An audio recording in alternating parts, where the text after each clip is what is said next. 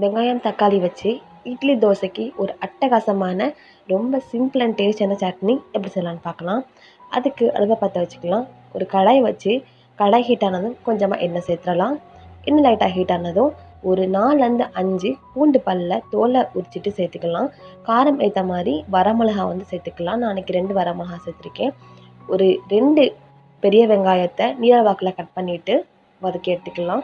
வெங்காயம் லைட்டாக வதங்கினதுக்கப்புறமா ஒரு 2 பழுத்த தக்காளியை இதில் சேர்த்துக்கலாம். இதை புளி சேர்க்க தேவை கிடையாது. நமக்கு அதுக்கு பதிலாக ஒரு நல்ல புளிப்பான தக்காளி எடுத்துக்கிட்டோம்னா நம்மளுக்கு அந்த புளிப்பு பர்ஃபெக்டாக சூட் ஆயிரும்.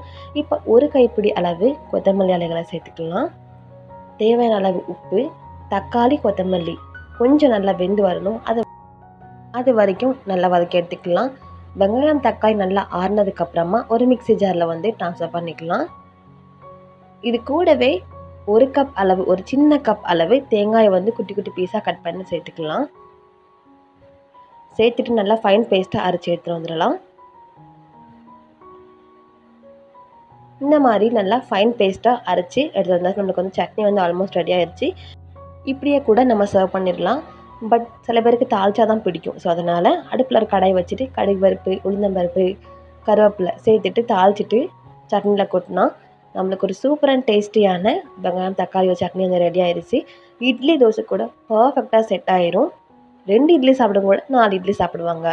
ஸோ ரொம்ப சுலபமாக செய்யக்கூடிய சட்னி ரெசிபி நீங்களும் கண்டிப்பாக உங்கள் வீட்டில் ட்ரை பண்ணி பாருங்கள்.